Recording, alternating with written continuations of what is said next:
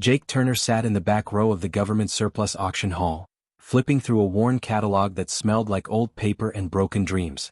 His cargo business was dying slowly, bleeding money for 3 straight months, and he was down to his last option. He needed storage space. Any storage space. Somewhere cheap enough that he could afford it with what little cash he had left in his business account. The auction hall was mostly empty. Maybe 20 people scattered across rows of metal folding chairs. Most of them were the regulars, the ones who showed up to every government sale looking for deals on old equipment and used office furniture or abandoned property they could flip for profit. The auctioneer, a heavy-set man in a wrinkled suit, wiped his forehead with a handkerchief. His voice echoed off the concrete walls. "All right folks, next item. Hangar 7 at the old Duluth spaceport. Condemned property. Been sealed up for 60 years, maybe longer. We're selling it as is, which means no inspections, no warranties, no guarantees of any kind. You buy it, whatever's in there is yours to deal with." Jake perked up a little. A whole hangar for storage? That could work. He leaned forward in his chair, ready to bid. Then he noticed something strange. The room had gone completely silent. The regular bidders, the ones who usually fought over everything, were suddenly very interested in their shoes. A woman in the front row who'd been aggressive all morning was now studying her fingernails like they held the secrets of the universe. The guy next to her was pretending to read the catalog, but Jake could see his hands shaking slightly. The auctioneer cleared his throat. Right then. "Do I hear an opening bid of 50 cents? Nobody moved. Nobody even breathed loudly. Jake had been to enough auctions to know this was weird. Really weird. Government property usually went fast, especially something as big as a hangar. Storage space wasn't cheap, and even a rundown building should have people fighting over it. 25 cents? The auctioneer tried again. His voice cracked a little. Was that nervousness? Anyone? It's a whole hangar, folks. You're practically stealing it at this price. More silence. A man in the third row got up and left, walking quickly toward the exit. Jake's curiosity was fully awake now. Something was wrong with this property. Something that scared off everyone who knew about it. But Jake didn't know about it, and honestly he was desperate enough that he didn't care. A hangar for 25 cents? He could afford that. Hell, even if the building was half collapsed, he could use it. He raised his paddle. His voice came out stronger than he felt. 60 cents. The gavel slammed down so hard it made Jake jump in his seat. Sold. Sold to bidder 93. Pick up your access codes and paperwork at the front desk. Next item, we have a lot of office chairs from the... The auctioneer was moving on fast, like he wanted to forget Hangar 7 ever existed. Jake stood up and walked toward the front desk, a mix of triumph and confusion swirling in his gut. He just bought an entire hangar for less than the price of a candy bar. Either he'd just made the deal of a lifetime, or he'd made a terrible mistake. As he passed the second row, he heard 2 older men talking in low voices. They looked like career auction hunters, the type who'd been doing this for decades. One of them glanced at Jake and muttered to his friend just loud enough to hear, "Poor bastard. Hope he's got good life insurance." The other one shook his head. 60 years that place has been locked up. There's a reason nobody bids on it. Jake wanted to stop and ask them what they meant, but something in their expressions told him they wouldn't answer. They looked at him the way you'd look at someone walking into traffic without checking for cars. He collected his paperwork at the front desk. The clerk, a young woman with tired eyes, handed him a thick envelope without making eye contact. "Access codes are inside. Good luck," she said quietly. There was something in her tone that made it sound less like a courtesy and more like a genuine wish for his survival. Jake drove to the spaceport that afternoon. The place had been abandoned for years, ever since the newer orbital platforms made ground-based launches obsolete. Weeds pushed up through cracks in the tarmac. Old signs advertising fuel and repairs hung crooked on rusted poles. Most of the buildings had broken windows and doors that hung open, exposing dark interiors picked clean by scavengers. Hangar 7 sat at the far edge of the complex, separated from everything else by a half-mile stretch of cracked concrete. Someone had deliberately isolated it. Jake could see that now. The other hangars were clustered together, but this one stood alone, like it had been quarantined. As he got closer, he understood why nobody had bid on it. The building looked ancient. Not just old, but ancient in a way that felt wrong for a spaceport that had only been closed for 20 years. Rust covered every surface of the massive blast doors. The metal had corroded so badly in places that it looked like orange snow. Warning signs dotted the exterior walls, but weather had faded them until Jake could barely make out the words. What he could read didn't make him feel better, restricted area, authorized personnel only, and one that simply said danger in letters that had once been read. Jake pulled the access codes from the envelope. His hands were steadier than he expected. Maybe he was too tired to be properly scared. He typed the code into the rusted keypad next to the doors. Nothing happened for a long moment. Then the doors groaned. The sound was horrible, like metal screaming in pain. Motors that hadn't run in decades struggled to life, grinding and shrieking. Slowly, inch by inch, the blast doors began to part. Dust and rust rained down from the tracks. Jake stepped back, covering his mouth as decades of accumulated grime filled the air. The doors opened wider. Darkness waited inside, thick and absolute. Jake pulled out his flashlight and clicked it on. The beam cut through the blackness, illuminating clouds of dust that swirled in the disturbed air. Particles danced in the light like tiny stars. He took a step inside, then another. His footsteps echoed in the vast empty space. The hangar was huge, much bigger than it looked from outside. The ceiling disappeared into shadows above him. His flashlight beam swept across the floor, across old oil stains and scattered tools left behind decades ago. Then the beam found something else. Something that didn't belong. Something impossible. Jake's breath caught in his throat. A ship. It sat in the center of the hangar like a sleeping animal. Not like any ship Jake had ever seen, and he'd seen plenty working in the cargo business. This thing didn't look built. It looked grown. The hull was perfectly black, so black it seemed to absorb his flashlight beam rather than reflect it. The surfaces curved in ways that hurt his eyes when he tried to follow them, geometry that didn't quite make sense. It was roughly the size of a small house, maybe 30 feet long, sitting on landing struts that looked too thin and delicate to support its weight. But they did support it. The ship rested there perfectly balanced, like it weighed nothing at all. Jake moved closer, his heart pounding. His footsteps sounded too loud in the silence. He walked slowly around the ship, his flashlight revealing more impossible details. No seams where panels should connect. No rivets or welds. The hull looked like someone had sculpted it from a single piece of material. No corporate logos anywhere. No registration numbers. No markings that identified where it came from or who built it. Then he saw the boarding ramp and stopped dead. On the ground near the ramp, someone had spray-painted words in bright yellow paint. The paint was old and faded, but still readable. The message was simple and clear: do not touch. Do not board. Do not activate. Jake stared at the words. His phone buzzed in his pocket. He ignored it. The phone buzzed again. And again. And again. By the time he pulled it from his pocket, his screen was flooded with notifications. 47 missed calls. All from numbers he didn't recognize. Someone knew he'd opened the hangar. And they were very, very interested in what he'd found inside. Jake didn't have much time to process the 47 missed calls before he got his answer about who was calling. Bright lights suddenly flooded through the hangar entrance, so intense he had to shield his eyes. The sound of engines filled the air, but not the roar of jets or rockets. This was different.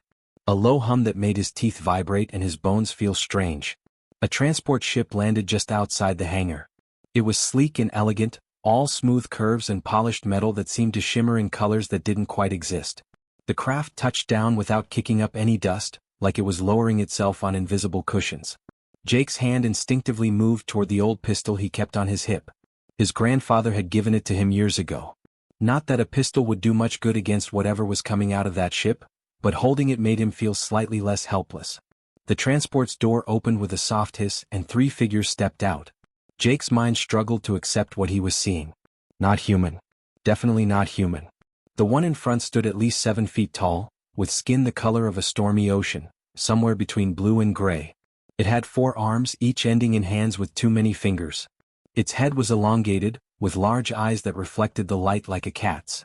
The creature walked toward the hangar entrance but stopped before crossing the threshold.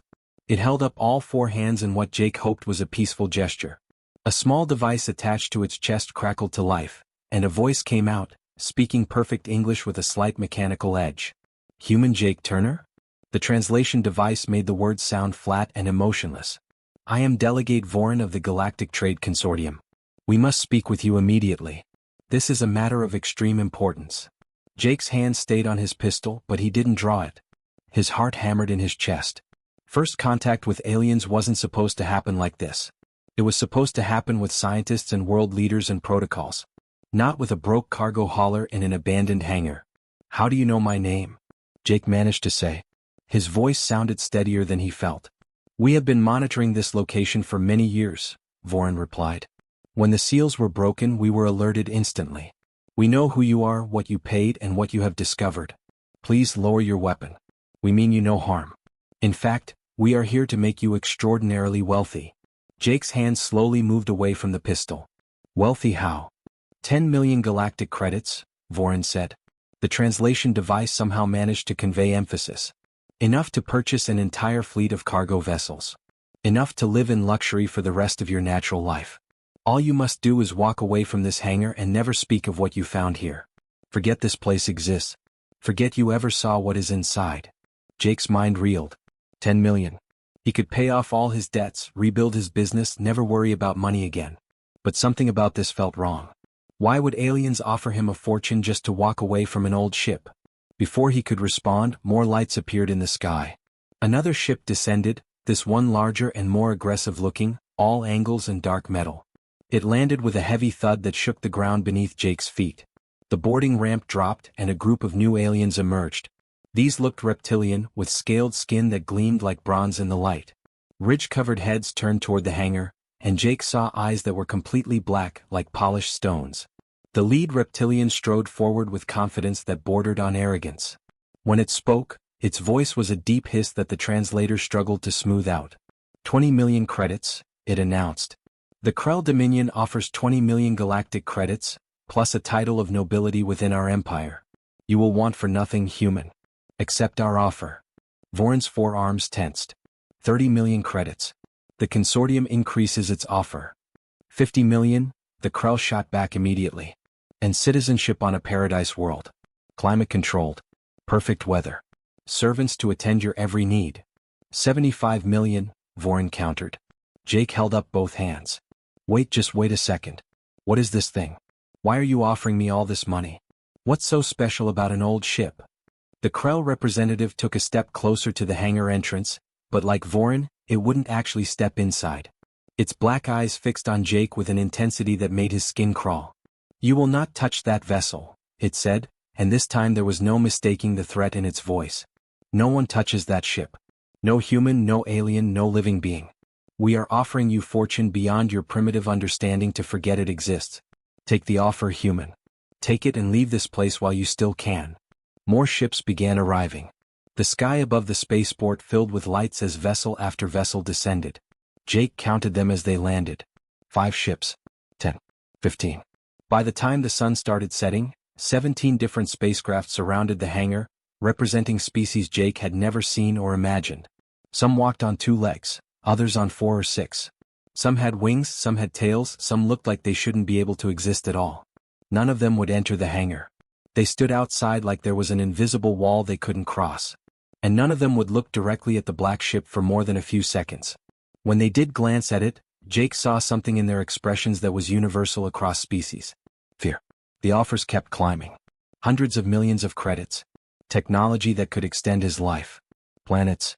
Entire planets offered as payment. All for him to just walk away. Jake found an old crate and sat down, watching the circus unfold outside. His mind was spinning, trying to make sense of it all. If the ship was so dangerous, why not just destroy it? Why offer him anything at all? They clearly had the firepower. Some of those vessels bristled with weapons that made Earth's military look like children with slingshots. As darkness fell, one figure separated from the crowd outside. An old Krell soldier, moving with a pronounced limp that spoke of ancient injuries and forgotten battles. Unlike the diplomats and representatives, this one actually stepped into the hangar. It moved slowly, cautiously, but it entered. Though Jake noticed it stayed well away from the black ship, keeping to the edges of the space. The old soldier's scales were scarred and faded. One eye was clouded with age. It looked at Jake for a long moment, then spoke in a voice that was rough and tired. "You want the truth, human? I will tell you what the others will not." Jake stood up from the crate. "Please. Because none of this makes any sense." "That ship ended a war," the soldier said. "The frontier wars 60 years ago. 17 species fought for control of this sector of space. Then that thing appeared. 7 species tried to claim it as a prize. 7 species lost entire fleets trying." "Lost them how?" Jake asked. The old Krell's good eye fixed on him. "Crews went mad. Turned on each other. Ships' weapons systems activated on their own and fired on their own fleets. Some vessels just vanished. Here one moment, gone the next. Reality itself seems to reject anyone who tries to take that ship. Except, the soldier paused, its scarred face unreadable. Except it was built for someone. Someone who never came to claim it. Jake felt cold despite the warm evening air. What do you mean, built for someone? The ship has locks. Biometric locks. Genetic locks. Security systems we cannot understand or bypass. Every species in the galaxy has tried. The best scientists, the greatest hackers, the most advanced technology. All failed. That ship will only open for one genetic signature. One specific bloodline. The Krell soldier turned to leave, its limp more pronounced now. At the hangar entrance it stopped and looked back. There are warnings on that vessel in 3,000 languages. Every known language in the galaxy. But there is one plaque, very small, that appears in only one primitive language. Yours. English. Find it human. Then decide what to do. After the soldier left, Jake spent 30 minutes searching the ship's exterior with his flashlight. He checked every surface, every curve, every angle. Finally, near the boarding ramp, almost hidden by shadows, he found it. A small metal plaque no bigger than his hand. Covered in decades of grime and dust. He used his shirt to wipe it clean. The words made his blood run cold. Property of the United States Air Force. Experimental Division. Project Ancestor. June 1963. Authorized personnel only. Jake read it 3 times. Then a 4th. His hands started shaking. 1963. That was over 200 years ago. Decades before humanity had even reached Mars. Before they'd built the first orbital stations. Before they knew aliens existed. That was impossible. Completely impossible. But the plaque was real. The ship was real. And somehow, the United States Air Force had built this thing in 1963. Jake sat down hard on the hangar floor, his mind trying and failing to make sense of what he'd discovered. Jake stood in the hangar staring at that plaque until his eyes burned. 1963. Project Ancestor. United States Air Force. The words didn't make sense, but they also explained everything.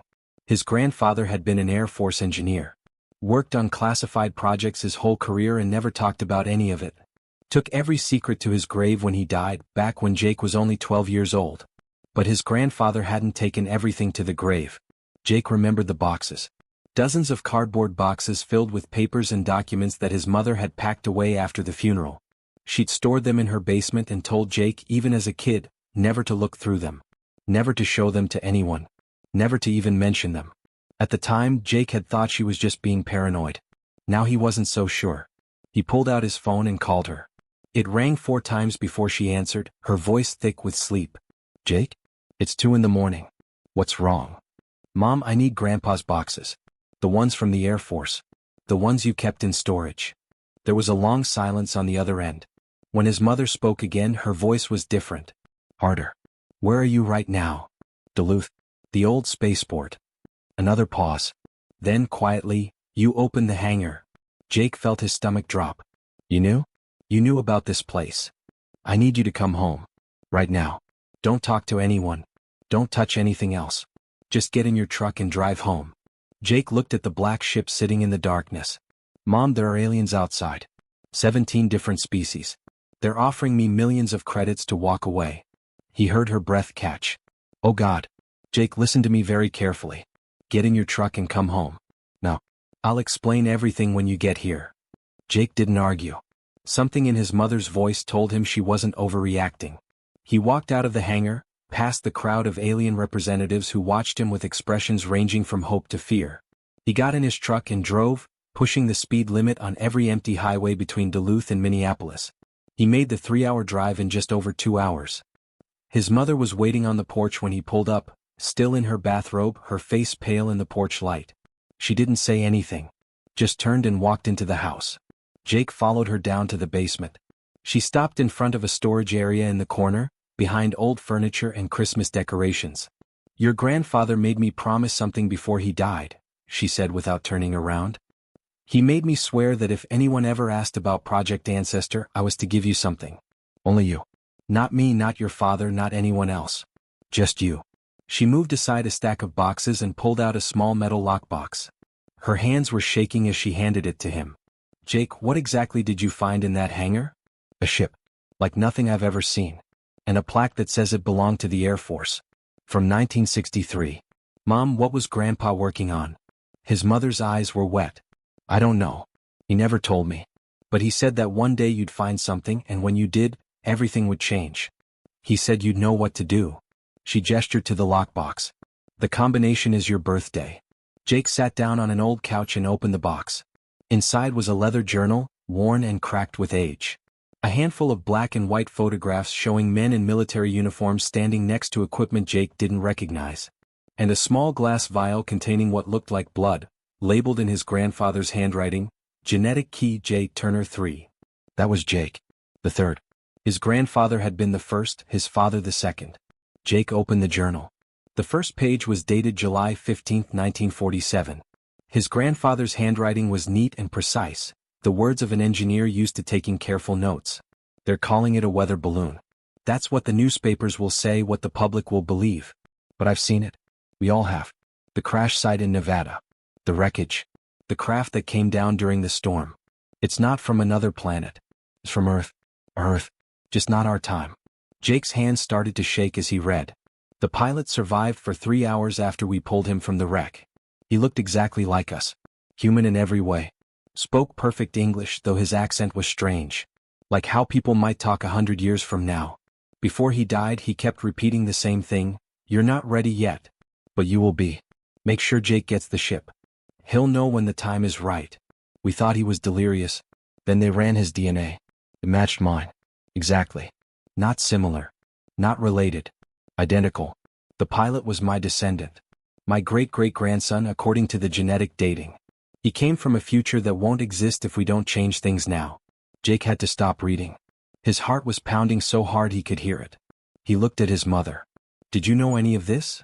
She shook her head, tears running down her face. He never told me. I knew he worked on classified projects, but he never said a word about any of this. Jake kept reading. Page after page of his grandfather's careful notes. Details about how the government formed Project Ancestor. How they'd been reverse engineering technology from the crashed ship for decades. Building things they barely understood from blueprints that came from Earth's own future. One entry dated 1952 explained why. The pilot told us everything before he died. In the original timeline, humanity expands too quickly. We reach the stars by 2157 and make first contact with alien civilizations. At first they welcome us. Trade with us. But we're too aggressive, too competitive. We spread too fast. By 2389, the galaxy sees us as a threat. The Krell and another species called the Zafrani form an alliance. They destroy every human colony. They sterilize Earth. Our entire species is wiped out before we're strong enough to defend ourselves. But one scientist, a man named David Turner, my descendant, built a ship that could travel through time. He piloted it back to 1947 carrying a warning and a plan. Make humanity appear primitive. Hide our true capabilities. Spread advanced technology through trusted families, keep it secret for generations. Wait for the moment when the galaxy needs us most. That's what Project Ancestor is. Humanity's secret weapon. Hidden in plain sight for 200 years. Jake flipped through more pages. Diagrams of technology that shouldn't exist. Notes about genetic locks and biometric security. References to other families involved in the project, scattered across the world, all guarding pieces of the puzzle. The final entry was dated 3 days before his grandfather's death. The handwriting was shakier, weaker, but still readable. Jake, if you're reading this, then the time has come. The aliens found the ship. They're terrified because somewhere in their genetic memory, in their historical records, they remember what humanity becomes. What we were always meant to be. They remember a timeline that we erased, where humans became the dominant force in the galaxy. The ship will only respond to our bloodline. To you. Touch the control panel and it will show you everything. All the knowledge we've been hiding. All the technology we've kept secret. Then you'll have to choose. Stay safe and hidden like we've been doing for 200 years, or save a galaxy that once tried to erase us. I know what choice I'd make. But it's not my decision anymore. It's yours. Choose wisely, grandson. The universe is counting on you. Jake closed the journal. His hands wouldn't stop shaking. His mother was crying openly now, sitting on the basement steps with her face in her hands. What are you going to do? She asked. Jake looked at the vial of blood, the photographs, the journal filled with impossible secrets. I'm going back to the hangar. Jake. I have to know, Mom. I have to see if this is real.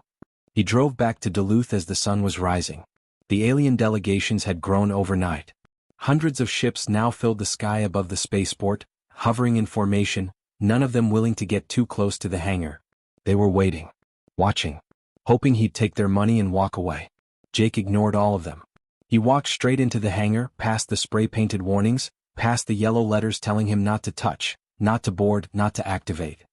He walked up to the black ship that had been waiting for him since before he was born. The boarding ramp was smooth and warm under his hand. Not cold metal like it should be. It felt almost alive, like touching skin. Jake placed his palm flat against it and waited. For a moment nothing happened. Then warmth spread up his arm. The ship recognized something in his touch, in his DNA, in the genetic code that connected him to his grandfather and the pilot who'd crashed in 1947. Light blazed behind Jake's eyes, so bright he should have been blinded, but somehow he could see everything. His mind exploded with information. Images, knowledge, history that never happened and technology that shouldn't exist. He saw it all, understood it all, and knew with absolute certainty that everything his grandfather had written was true. And he knew what he had to do. The moment Jake's hand touched the ship's surface, the world disappeared. Not literally, but his awareness of the hangar, the aliens outside, his own body, all of it faded into background noise as information flooded directly into his brain. It wasn't like reading or watching a video. It was like remembering things that had happened to him, except they hadn't. They'd happened to humanity, to his descendants, in a timeline that no longer existed. He saw everything with perfect clarity. The original timeline unfolded before him like a movie he was living inside. He watched humanity reach Mars in 2087, saw the first colonies established by 2150, domed cities spreading across the red planet. Then came 2157, when human explorer ships encountered the first alien vessel near Jupiter. First contact. The moment that changed everything. At first, the galaxy welcomed humanity. Trade agreements were signed. Cultural exchanges happened. Humans learned about technologies and civilizations that had existed for thousands of years. It seemed like a golden age was beginning. Humanity was joining a vast community of intelligent species, taking their place among the stars. But humans expanded too quickly. Built colonies on dozens of worlds within 30 years. Developed new technologies faster than species that had been spacefaring for millennia. Competed aggressively for resources and territory. The other species began to worry.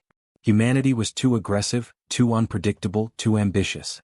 They didn't play by the rules that had kept galactic peace for centuries. Secret meetings happened. Quiet alliances formed. The Krell and another powerful species called the Zafrani decided humanity was a threat that needed to be eliminated before it became too powerful to stop. In 2389, without warning, they struck.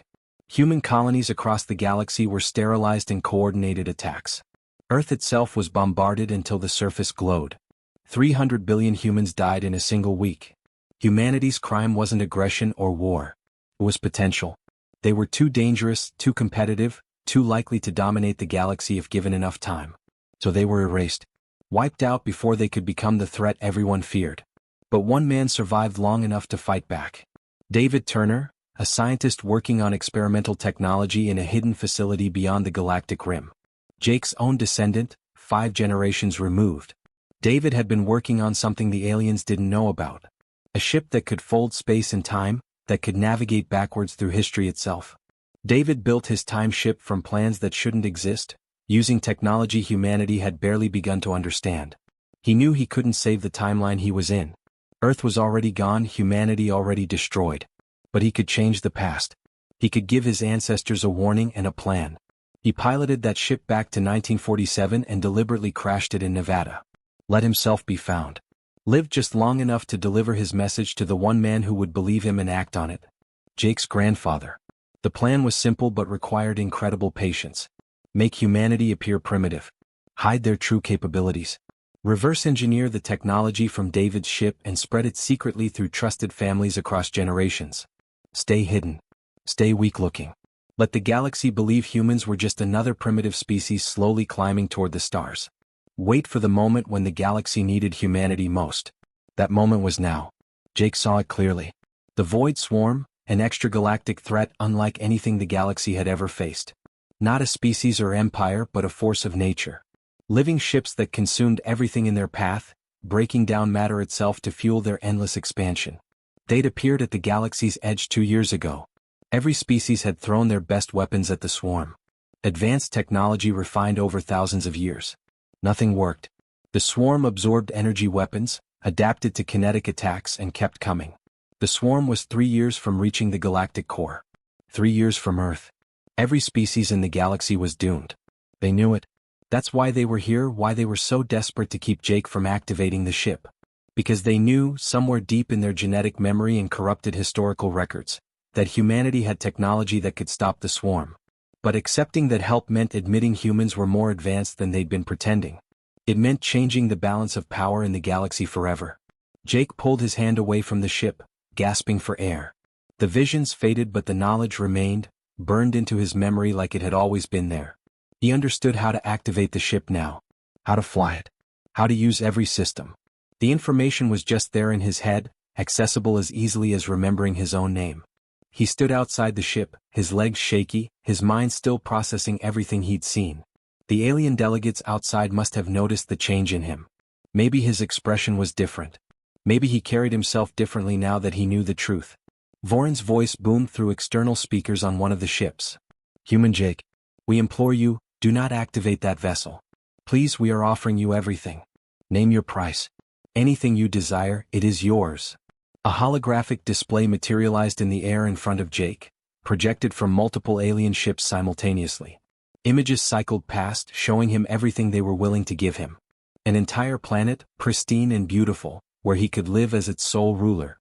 Genetic modifications that would let him live for centuries, maybe forever. Technology that could clean Earth's polluted atmosphere in months. Enough wealth to make every human on Earth rich beyond imagining. Education in alien sciences.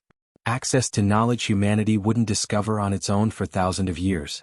All he had to do was walk away from the ship. Forget about Project Ancestor. Let the galaxy handle its own problems. Take the money and live in luxury while the void swarm consumed everything. Jake looked at the holographic offers. Then he looked at the black ship waiting behind him. Then he looked up at the hundreds of alien vessels hovering in the sky, all of them desperate, all of them terrified. "Why are you really scared?" Jake called out, his voice echoing across the empty tarmac. "You know the void swarm is coming. You know you can't stop it with what you have. So why don't you want me to use this ship? If it can save everyone, why are you trying to bribe me not to use it?" Silence fell over the spaceport. The holographic display flickered and disappeared. For a long moment, nobody answered. Then the old Krell soldier's voice came through, rough and honest. "Because we have seen what your species becomes, human. Not in our official histories but in fragments. Corrupted data files that survived from a timeline that shouldn't exist. Records of humans with technology that makes our greatest achievements look like primitive tools. We are terrified that if you activate that ship, you won't just save us from the swarm. You'll replace us. Humanity will become the dominant power in the galaxy, and we'll become subordinate. We'll lose everything that makes us important." Jake felt anger rising in his chest. "So you'd rather die than let humanity help you? You'd rather let the swarm consume the entire galaxy than admit humans might be more capable than you thought?" "We would rather die free than live as subjects under human rule," the Krell soldier replied. "That is the choice we face." Jake turned his back on all of them and walked up the boarding ramp. "Then die," he said simply. "I'm going to save my species. If I save yours in the process, you can decide later how you feel about it." The ship's interior was nothing like Jake expected. It didn't look mechanical. It looked organic, like the inside of a living thing. The walls curved smoothly with no visible seams or panels. Soft light emanated from the surfaces themselves. In the center of the circular main chamber sat a pilot's chair that looked like it had grown from the floor. Jake sat down. The chair immediately molded itself to his body, adjusting its shape to fit him perfectly. It was comfortable in a way that felt almost alive. A voice spoke and Jake's heart nearly stopped. It was his grandfather's voice, clear and strong, the way Jake remembered it from childhood before the cancer weakened him. Genetic signature confirmed. "Welcome, Jake. If you're hearing this, you've already seen the truth through the ship's memory interface. I'm sorry for the burden we've placed on you. I'm sorry you had to learn about all of this alone. But you're the only one who can do what needs to be done. The ship will only respond to our bloodline. To you." Jake's eyes burned with tears he didn't want to shed. His grandfather's recorded voice continued, "The ship is called the Ancestor. It's not a warship, Jake. It's a constructor. A seed ship. It's designed to replicate itself and spread defensive technology across the galaxy. When you activate it, you'll have access to 300 years of hidden human innovation. Technology that families like ours have been developing in secret, waiting for this exact moment. The galaxy won't trust you. They'll fear you. But you can save them anyway. That's what makes us human, Jake. We save people even when they don't deserve it. Even when they'd rather see us fail. We save them because it's the right thing to do. Jake's hands moved to the controls. He understood them now, understood everything. Computer, he said, his voice steady, activate all systems. The ship hummed to life. Power surged through systems that had been dormant for 60 years. Outside, alarms blared across every alien vessel as their sensors detected what was happening. The ancestor was waking up, and nothing would ever be the same again. The moment Jake activated the ancestor's systems, the ship responded like it had been waiting its entire existence for this moment. Power surged through systems that had been dormant for 6 decades. The hum of the engines wasn't loud or aggressive. It was smooth, almost musical, like the ship was singing after a long silence. Jake barely had time to process what was happening before the ancestor began to rise.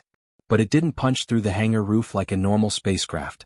Instead, the metal above simply parted around the ship like water flowing around a stone. The roof opened smoothly, the steel and concrete moving aside as if they were liquid, then reforming perfectly after the ship passed through. No explosion. No damage. Just impossible physics that Jake's newly acquired knowledge told him was perfectly normal for this technology.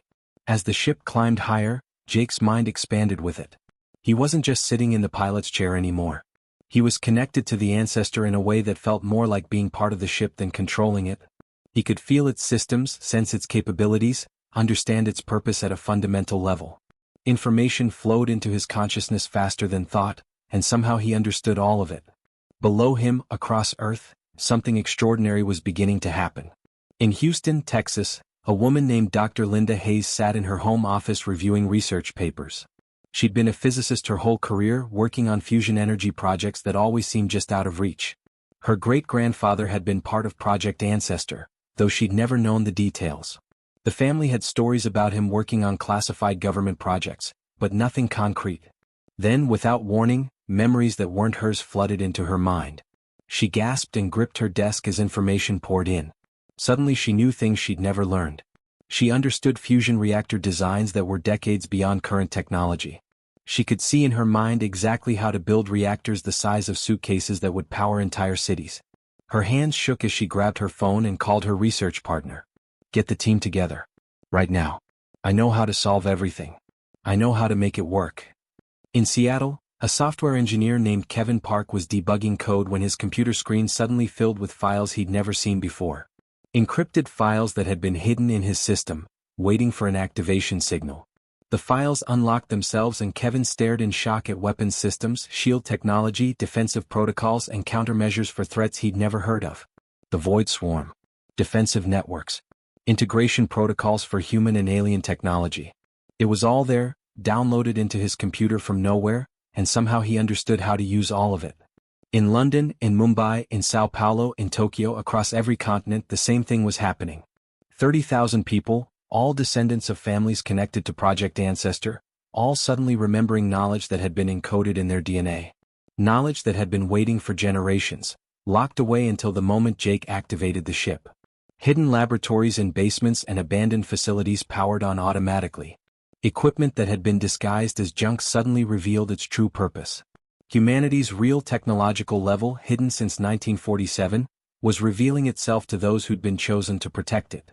Jake felt all of this happening through his connection to the ancestor.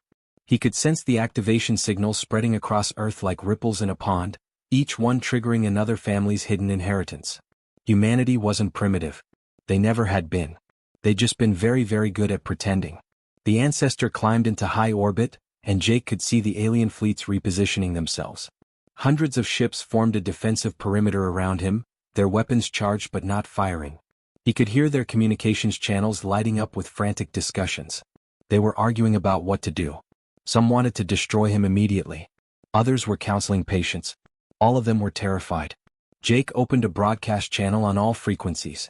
His voice would reach every ship in orbit, every alien delegation, every species representative.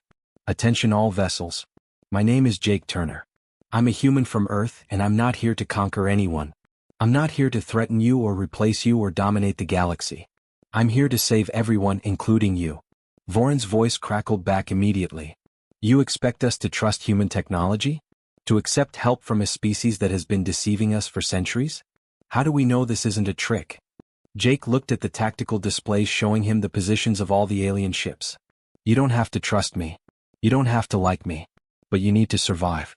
The Void Swarm arrives in 3 years. Your current defensive capabilities, according to all your own military analyses, have a 0% chance of stopping them. I'm offering you something better. I'm offering you a chance to live. And what do you want in return? Another voice demanded, one of the Zafrani delegates. I want my species to survive, Jake said honestly. That's all. If saving you saves us, then that's what I'm going to do. What you do with that survival afterward is entirely up to you. He activated the ship's primary function. The function that made the Ancestor not a warship, but something far more important. A seed ship. A constructor. The ship began to split.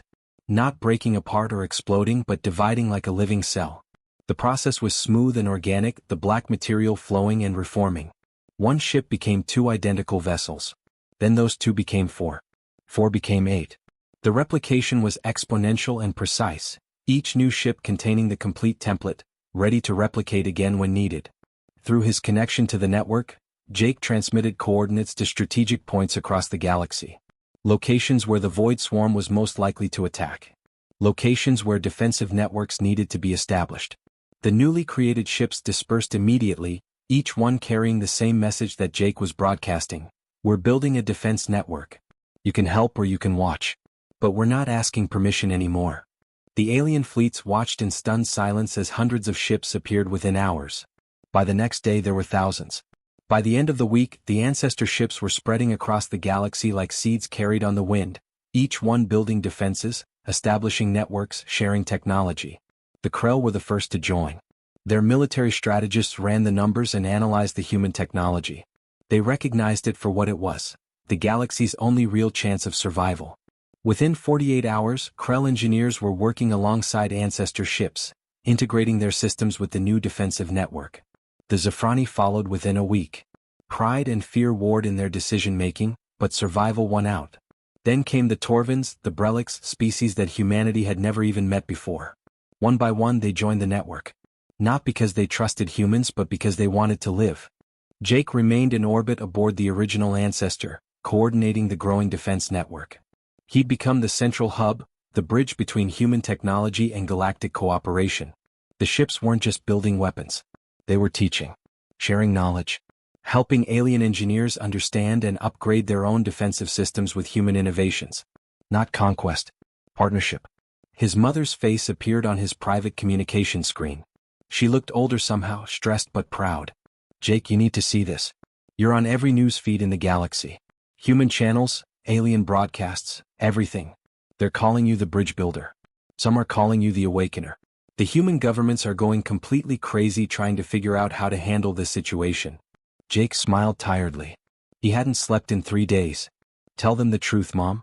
Tell them we've been hiding for 200 years and now it's time to stop hiding. We're not primitive anymore. We never really were. We just pretended long enough to stay alive. Are you safe up there? Yeah.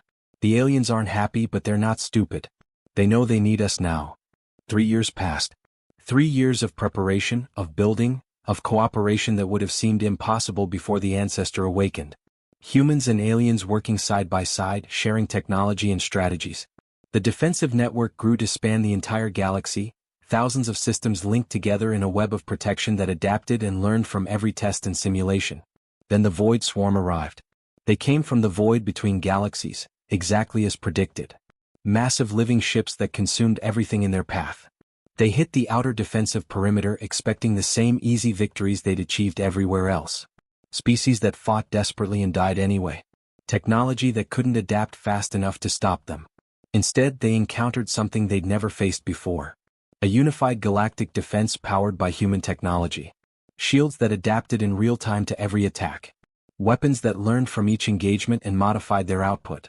A network of Ancestor ships coordinating defense across 100 systems simultaneously, responding to threats faster than any single species ever could. Jake watched from the command center on Earth, surrounded by human and alien strategists working side by side. The battle displays showed the swarm's assault from every angle. It was terrifying and beautiful and desperate all at once. The battle lasted 18 hours.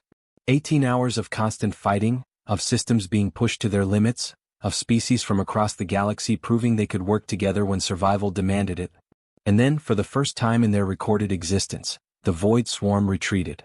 They pulled back from the defensive perimeter and disappeared into the darkness between galaxies. Not destroyed but stopped. Pushed back by a galaxy that had finally united. The cheering that erupted across 1,000 worlds could probably be heard in space. Months later, the old Krell soldier who'd warned Jake in the hangar found him at the rebuilt Duluth spaceport.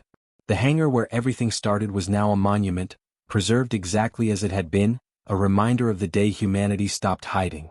The soldier approached slowly, its old injuries making movement difficult. "We were wrong to fear you," it said simply. Jake shook his head. "No, you were right to fear us. Your instincts were correct. Humanity is dangerous. We're competitive, aggressive, and we don't back down from challenges. Those traits make us scary to species that value stability and tradition. But you know what else we are? We're protectors. When someone needs help, even someone who'd rather see us fail, we show up anyway. That's just who we are." "That's not how most species operate," the Krell observed. "I know," Jake said with a slight smile. "That's what makes us human." The Krell performed a deep bow, a gesture of profound respect in their culture. "You bought salvation for 60 cents. The galaxy owes you a debt that can never be repaid." "You don't owe me anything," Jake replied.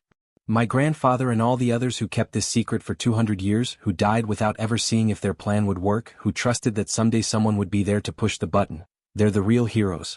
I just happened to be the guy who bought the right hangar." Eventually, Jake went back to his cargo business. He rebuilt the company from the ground up, and despite changing the course of galactic history, he still had bills to pay and contracts to fulfill. But the ancestor remained in orbit above Earth, a constant reminder of what humanity really was. A reminder that sometimes the most dangerous thing you can do is underestimate the species that looks primitive. The deception was over. The era of humanity pretending to be weak had ended. The real era, the one his grandfather had spent his entire life protecting, had finally begun. Humans took their place in the galaxy not as conquerors, but as the species that saved everyone when it mattered most. And it had all started with a government surplus auction, a condemned hangar that nobody wanted, and a bid of 60 cents.